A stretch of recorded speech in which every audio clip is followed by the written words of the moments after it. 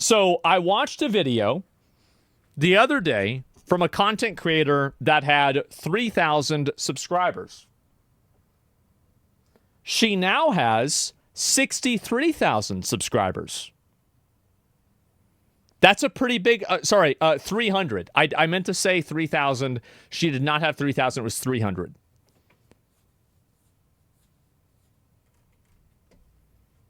There's an awesome video. Yep. There's a lot of people that watch. And she made a response to it. I'm going to be real. She cooked.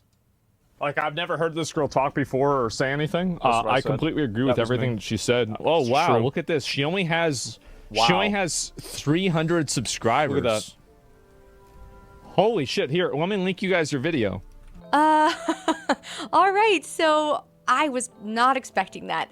First of all, a huge thanks to Asmongold for somehow finding my video and then reacting to it. Thanks to and my Reddit. To everyone who's here now because of that. I'm legitimately like brand new to YouTube, and I genuinely did not expect this video to get really any attention, much less blow up now the way that it has, but here we are. So before all this, it really was just me and my 300 Spartans holding the line in the comments section, and now it appears we've been overrun by roaches, which, by the way, you guys, some of the nicest roaches that I've ever met, seriously. Thank you so much for all of the encouragement and support. If you're not one of the original... People always try to act like my community is like one-dimensional. Like, the fact is that there's a lot of people that watch the streams, and like, honestly, you know, we just want to support people that we agree with, and that was it, right? I mean, shit. 300, that means that you're new here. So, hi, I'm very glad you're here. I'm just somebody who grew up loving games and who's been watching the industry slowly start to feel very hollow. And the spark that I fell in love with that made these characters unforgettable or stories emotionally rich, it's missing in a lot of what we're getting now. And it doesn't have to be that way. I really just made this channel to have a place where I unpack that and I talk about games and storytelling and character writing, anime soon, and overall fantasy, just all through the lens of someone who deeply cares about how these worlds are built and how their stories are told. So let's talk about Asmon's reaction. Honestly, it's kind of crazy that I'm even saying that. I discovered his channel at the end of last year, and the fact that he actually somehow saw the first video I've ever made is something that's truly blowing my mind.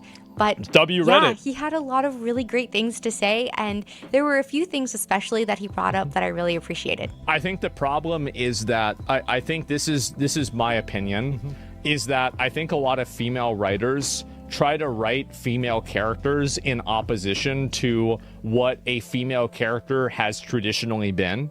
What ends up happening is that you're not creating it's like kind of like a card, right? And so like a card like can't stand up by itself. It has to be leaning against another card. So they write this personality to lean up against the old personality of one-dimensional boob characters, and that's it.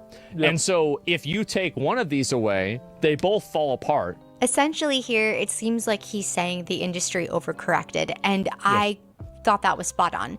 Because really, overall, the point that I was trying to make with this video is that gamers do not hate female characters. Actually, gamers really love female characters. We just want good ones. People just want good characters that don't feel like they're patronizing to the audience, and they want female characters and not male characters that have female names.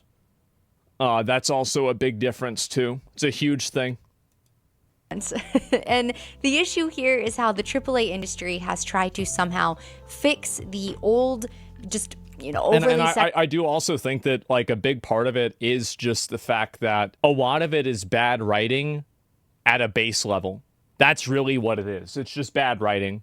Like Expedition 33 is a great example of this. Is like Mael and Ciel and Luna are all written in a very, very, very good way, and they're attractive characters. They're not overly sexualized. But that's, I think, the way to write a female character. And the reality is that the entire rest of the story was good. Everything was good. But usually when you see characters that are written this way that's one-dimensional, there's a lot of other reasons for it happening too.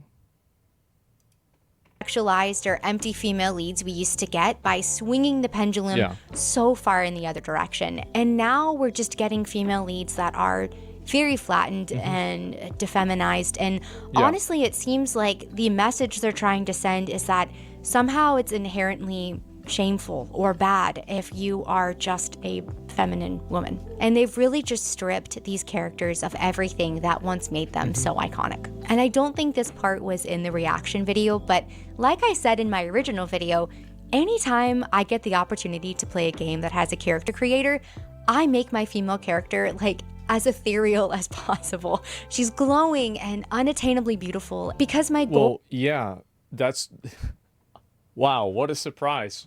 And this has been obviously well documented by multiple people that this is the case. Is that all the women that talk about they want, you know, like these characters to look this way, if you look at the way that they have their Final Fantasy XIV character, they're always very attractive. Like, this is never, like, people say they want something, and then they don't want it. That's it. Goal is really to aspire to the character that I'm playing. Yeah. Something about her should feel larger than life, especially in a fantasy setting. And I just don't really want to play as someone who's super realistic, like just an average looking or tired or worn down character. I have no problem dealing with that completely on my own in everyday life. I don't need it in my game. And he also brought up Ripley from Alien, who is in fact the OG, honestly, because I just don't understand how we can have someone that complex, maternal, beautiful, and strong in a movie that came out over 40 years ago. But somehow in 2025, we're like back to struggling to find that balance. And it's not. The reason why is because the people that are writing the stories don't have the depth to be able to tell a story like that. So I think the best example of this is Lord of the Rings. So the reason why Lord of the Rings blew up and it was so popular is because I think the J.R.R. Tolkien wrote Lord of the Rings after he went to World War I. Which, like, World War II was really bad, but World War I was, like, apocalyptic, okay? You had mustard gas, you had cavalry going up against machine guns. This was some straight-up brutal shit. Trench warfare. Yeah, like, and so anyway, like, characters like Samwise is probably the best example of this, is like characters in Lord of the Rings are built off of that experience, right? And so, like, again, I think you can have, like, people that have, I think, tremendous struggles in real life, it can inform them on how to make video games that can communicate struggles like that in game. And I think that with a lot of video games, that does not happen. It does not happen at all. And that's the problem. It's because these people don't have any struggles. They don't have any issues. They don't have any sort of insight into the world. They're just like annoying millennial theater kids that think that they know better than their parents. Not that we don't have cool female characters. We absolutely do. But the number of women in games who feel truly iconic, like they'll stick in your head for years after you beat the game, that list is just getting really short. Also, I did not expect the Triss slander. Or Triss, who's clever and compassionate. And an absolute thought who literally got with Geralt after he lost his memories, knowing that her friend that she had known for decades was his girlfriend. She knew does that. not matter. She's still doing it. The biggest generational hoe. Crazy. Like, I didn't even play the game and I learned about this. That's hot take, I guess. I actually really like the Triss romance, so I don't know what that's. Yeah, sure. She's nice. It's great, but I mean, she did snake in there, right? I mean, she definitely did, and like that's some Roach behavior. Says about me. She's still a hoe, yeah. I mean, you guys say it's the way it is. But I'm standing by it. Now, to be clear, there are some really amazing female characters out there right now.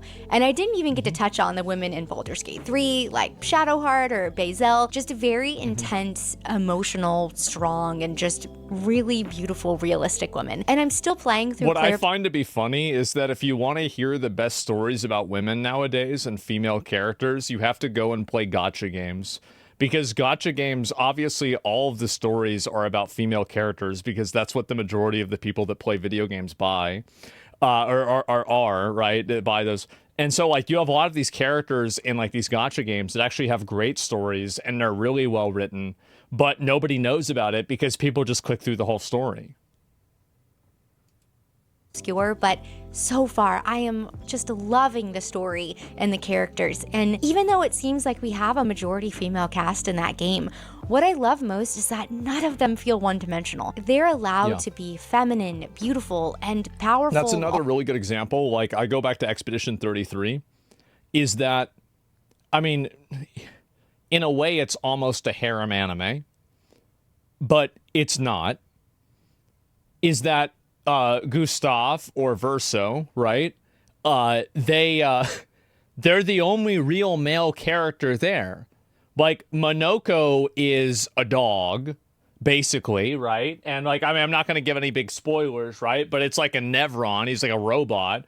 So it's basically one male character. All the other characters are female.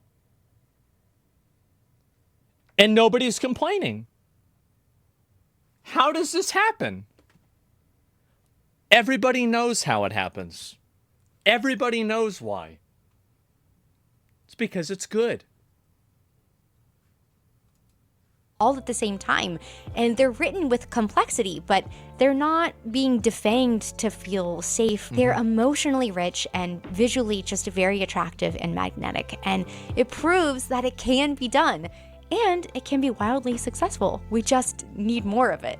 This video wasn't meant to list every single exception that we have. It's more to just highlight the bigger pattern and the way that so many AAA games have lost the confidence to write women with texture and flair and just overall presence. Well, it's because the characters are attractive, too. That's another really big, important thing that a lot of characters, a lot of people don't understand. Western developers, especially American developers, nobody wants to cosplay an ugly... So yeah, thank you so Hey! Hey, nobody... You know, people go, they say, hey, you know, you an asshole for saying that, but ain't nobody saying I'm wrong. much, Asmon.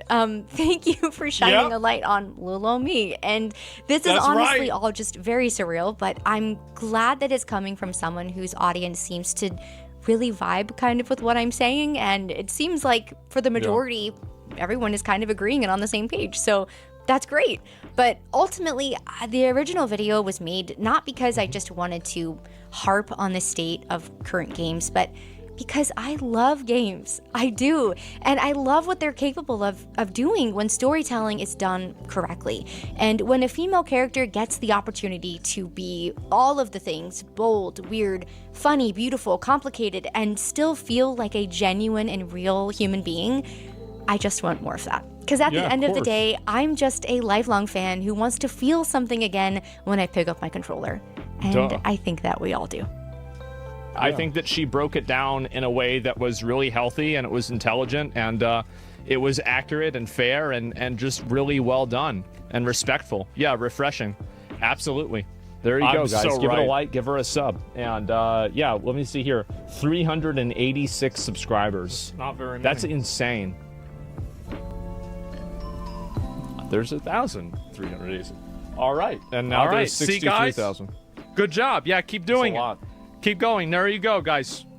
Yep. No, yeah. I mean, it's my pleasure to support content creators that I think are making content that I think is good. I mean, shit. I mean, I really, I mean, it's a thank you from me. I mean, you make content that I think is good. I can use it, and that's great. Yeah, there's the video right there. I'll link it. And honestly, I feel like there needs to be more voices like this out there that are not toxic or hostile. Like, I'm very much, like, the fact is that I am a very abrasive person. I know that I am a very abrasive person. I'm fully aware of this.